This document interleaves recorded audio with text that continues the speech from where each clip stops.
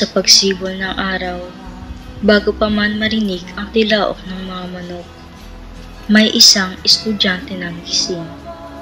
Si Makoy. Araw-araw, ito ang kanyang simula.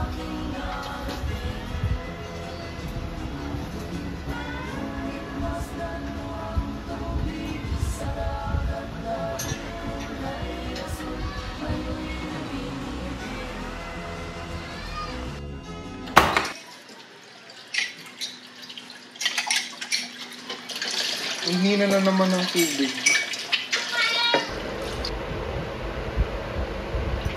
Simula na naman ang ordinaryong araw ni Makoy, isang estudyante sa PUP.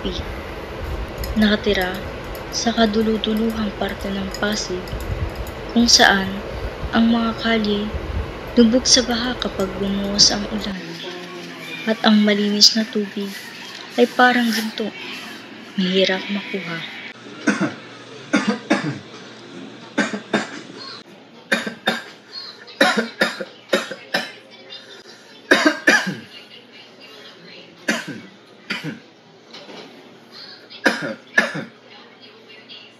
Tay, gisingin mo na yun si Gab. Napasok pa yun mamaya, baka mali na naman. Gab, gising. Gab.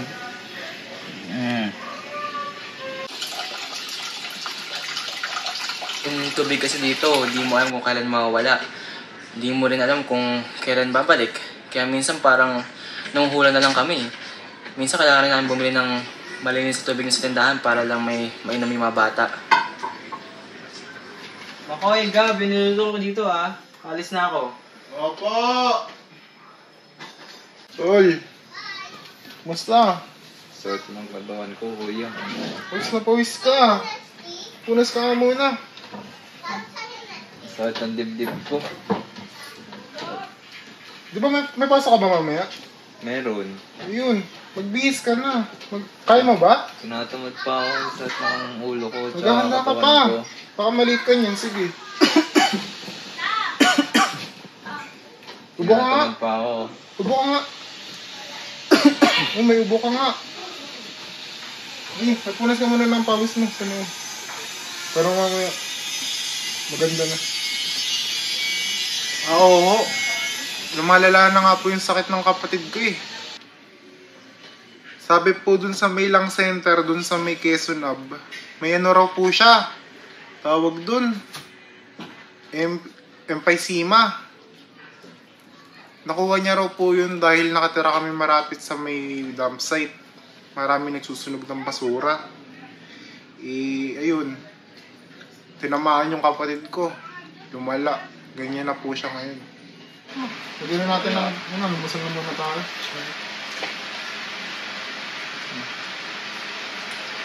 So ito. Ito ang kukuha ko na sa akin. Gusto mo ba na may tinapay? Sa kabila ng pinagdadaanan ng kanilang pamilya, bakas sa kanilang mukha ang pagpupursige. Tubig. Naiahon lang bawat araw na lumilipas.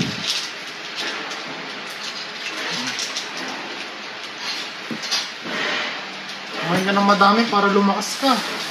Matanggal yung emphysema mo. Nubo ka pa.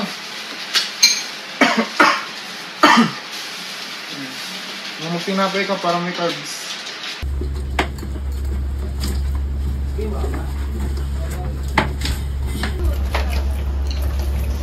Inihahatid lagi ni Makoy ang kanyang kapatid sa eskwelahan nito.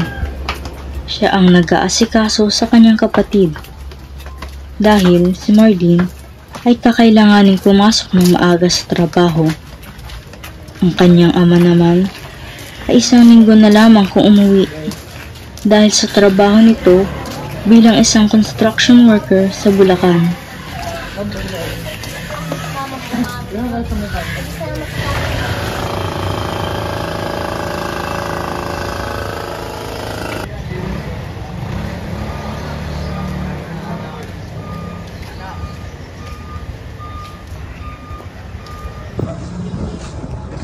Emphysema is a serious and long-term chronic lung disease. It affects the alveoli. Ito yung mga tiny sacs sa lungs kung saan nangyayari yung pag-exchange ng gases. Sa mga taong mayroon ito, yung kanilang alveoli become damaged and eventually mag-rupture ito, creating larger air spaces and reducing the surface area available for oxygen absorption. Long-term exposure to air pollution talaga, chemical fumes, and dust are the main reasons. When harmful particles are inhaled over time, they cause chronic inflammation in the lungs, which gradually breaks down the lung tissue and destroys the elasticity of the alveoli. To help prevent this, it's important to avoid polluted environments whenever possible. Wear protective masks in high-risk areas, and of course, prevent is better than cure. We should support clear air initiatives in our community.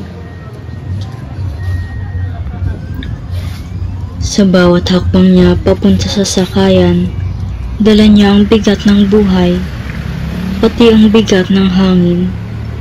Sa kalsadang puno ng basura, alikabok, at usok, araw-araw niyang tinatahak ang parehong daan, makapunta lang sa paaralan.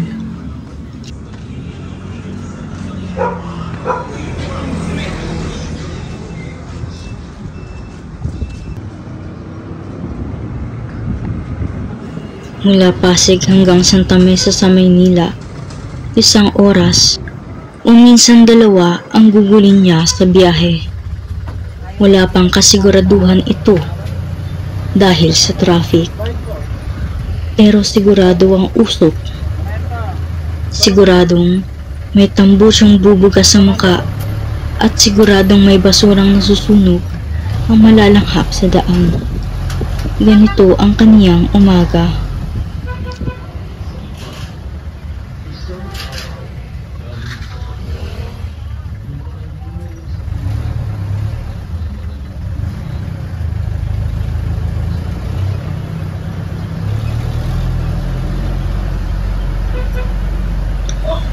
Ito ang araw-araw na biyahe ng libu-libong estudyanteng katulad ni Makoy. Hindi lang trapiko ang kalaban, kundi ang polusyong unti-unting kumakain sa katawan at utak na gustong mag-focus sa pag-aaral. Ang sistemang tila manhid sa mga hindi na makaiwas.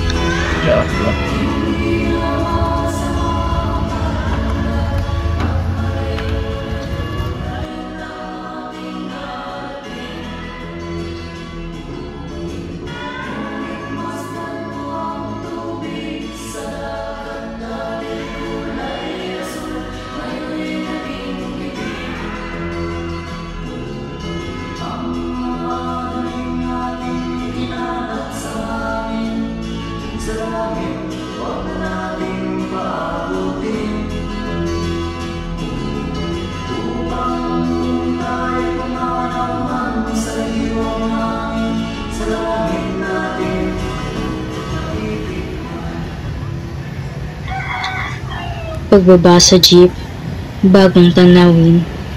Pero ang problema, pareho pa rin. Bago pa man makapasok sa silid-aralan, sasalubungin ka na ibang klase ng aralin. Basura sa daan, sa gilid, mga itim na usok ng tambutso, mga tubig kanan na nasa kalsada, mga basurang hindi matagpuan.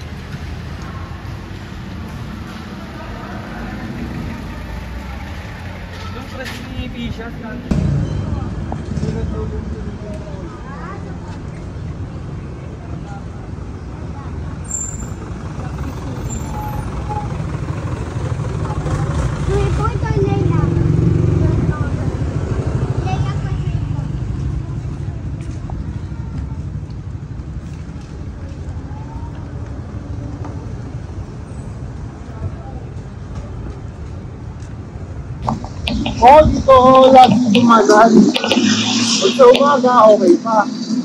Pero pag mga bandang hapon, madali lang sila dumadaan. Yung paligid na makalat, hirap naman masukay. Sa lahat ng paligid may basura. Ito na nga lang kung saan ako dito yung baho pa. Ang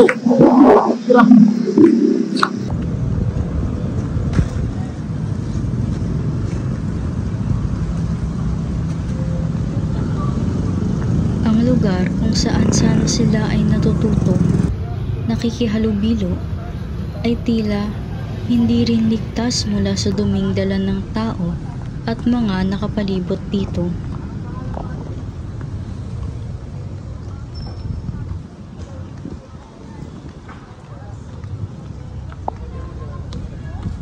Hindi na bago ang ganitong kalagayan para sa mga pampublikong paaralan dito sa ating bansa.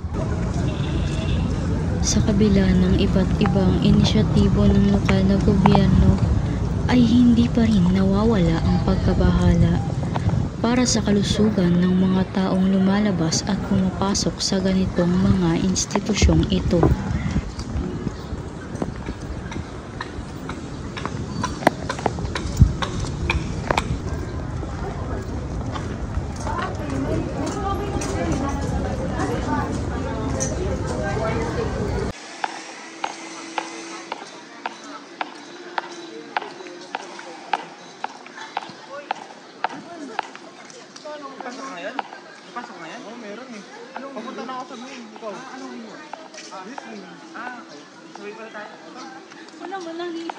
Ang Bernal Field ay isang textbook example ng urban congestion gone wrong. Wala ng green buffer zones. Yung mga daan, hindi designed para sa dami ng tao at sasakyan ang dumadaan araw-araw. Environmental degradation in areas like these isn't just a sanitation issue, it's a planning failure. An example to this planning failure is deforestation, wherein trees get removed for industrial purposes, which affects different aspects in the environment, such as indigenous people na reliant sa ganitong klase ng mga lugar. Infrastructure, zoning, waste systems, lahat yan po na. Kaya ang pinaka-apektado, yung mga walang ibang choice kung mamuhay dito araw-araw. Also, kapag araw-araw na nilalakad ang isang kaya na puno ng basura, usok at ingay, subconsciously, dala mo yan hanggang sa loob ng silid aralan. Ngayon, nagkakaroon ng tinatawag natin environmental fatigue. Kapag ang katawan at isipan mo ay patuloy na na-expose sa stress na paligid, bumababa ang iyong learning efficiency. Pero syempre, may pag-asa pa tayo. Reforestation being one of the examples in which tinatanim ulit na komunidad ang mga pinupuno. Through proper urban planning, community-driven cleanup efforts, and pushing for greener public spaces, we can begin to reclaim these environments. Pag pauwi talaga, tinatsaga ako talagang mag-gasay ng playlist. Para maka-awareness na rin sa pamasahe.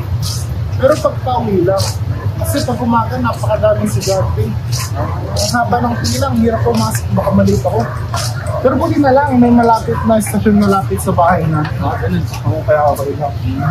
Alam mo dito na nga ako nakakalangat ng sariwang hangin. Pero, kahit saan ako tumingin, ang pangit talaga. Puro basura, puro kalat. Tsaka yung amoy minsan, pag sumasabi sa hangin, ang tapang, ang baho, hindi ko kinakaya. Ang land pollution ay isang serious na issue na ating tinatamasa dahil sa deforestation, urbanization, mga industrial activities, at syempre yung illegal dumping of waste na talaga namang damang-dama natin dahil kitang-kita natin ito sa ating paligid. And itong mga solid waste na to ay humahalo sa tubig. And kung humalo siya sa tubig, yung mga toxic waste, sewage disposal, at saka yung mga plastic debris ay nakakapasok sa ating mga food systems. Humahalo sa ating hangin na nilalanghap, at saka worse, napapasama pa to sa ating overall na kalusugan. Lalong-lalo na syempre yung mga nakatira malapit sa mga ilog.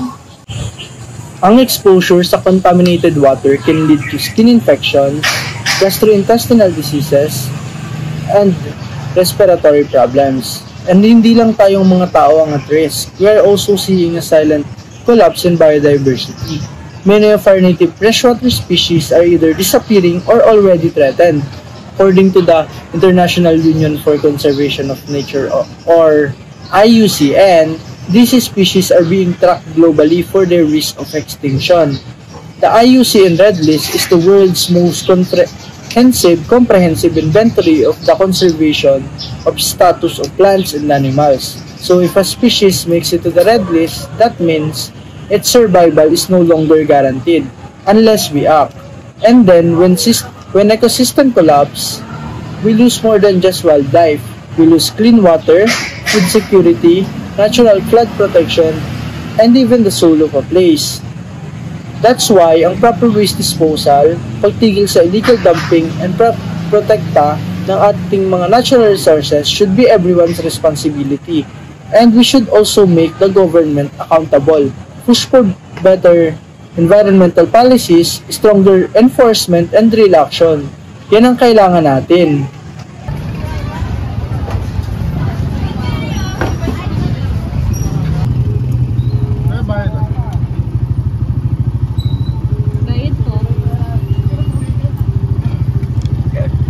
Pagkatapos ng maghapon, mula sa pag-aalaga sa kapatid, pagpasok sa eskwela, pakikipagsiksikan sa biyahe, at pakikipagbuno sa init, usok, at ingay. Sa wakas, pauwi na si Makoy. Ngunit, kahit ang pag-uwi ay hindi rin madali, kailangang sumakay at maglakad muli. Sa bawat hakbang pauwi, dala niya ang bigat ng araw at ang bigat ng sistemang tila hindi siya iniintindi.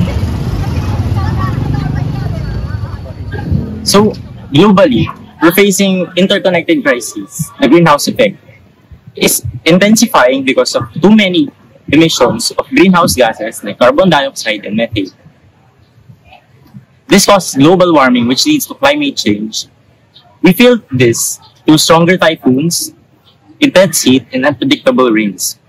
In urban areas, where water systems are weak, the impacts are magnified. Then there's biodiversity loss, ALES. We are also experiencing a serious and less visible but equally urgent crisis. Biodiversity refers to the variety of life species, or the different kinds of plants and animals. Generic diversity, which allows crops and animals to survive diseases, and ecosystem diversity, which includes rivers, forests, and coral reefs. We are currently at the risk of losing diversities. According to the IUCN Red List, of all the 28% of the animals that are assessed, there are 45,300 species that are in the risk of extinction. These are the effects of habitat loss due to the urbanization of the natural lands, overexploiting species, introduction of the invasive species that overcompetes the native species, pollution and climate changes that changes the species' ecological interactions. But solutions are within reach. Conservation efforts protect critical habitats and endangered species. Pollution prevention means reducing emissions and controlling waste at the source itself. Proper waste management like segregating trash, recycling, and community cleanups helps clean the streets and waterways. Also, planting trees and cleaning the reservoirs and restoring mangroves improve air quality, provide shade, and protect the land against erosion. These green spaces also support biodiversity and create healthier environments for communities. At ang pinaka-importante na rin sa lahat, ang education at community involvement. It empowers people to care for the environment. One way to address this problem through conservation biology, kung saan nakafocus ito sa pag-iingat ng mga habitats sa pamamagitan ng pag-establish ng mga protected areas para sa iba't ibang species and stopping them from being endangered. Through the Sustainable Resource Management, one of the organization that practices ay ang World Wildlife Fund for Future, who is the leading global conservation organization and connected to nearly 100 countries. One of their milestones ay ang pagpigil na extinction of the Thailand white tigers that are having a decline in population with extinctions sa other regions of the Southeast Asia. But now, it currently has the population of 179 to 223 Thailand white tigers. Kung kinaya na maibalik ang mga white tigers, it is not impossible para may pigilan natin ma-extinct ang iba't ibang species and to protect biodiversity.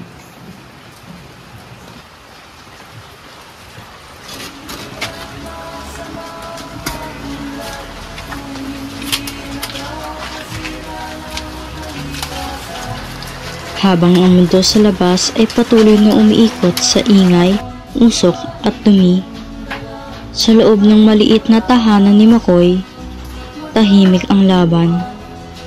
Ang kwento ni Makoy ay kwento ng libo-libong estudyanteng Pilipinong nangangarap sa gitna ng kakulangan, polusyon at pasanin sa araw-araw.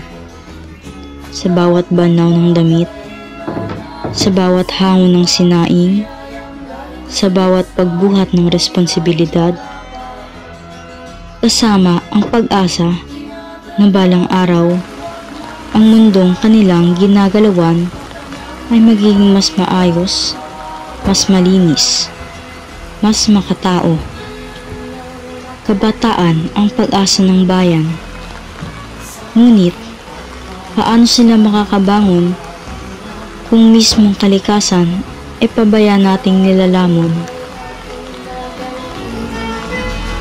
Upang sa ulan tayo magkanta,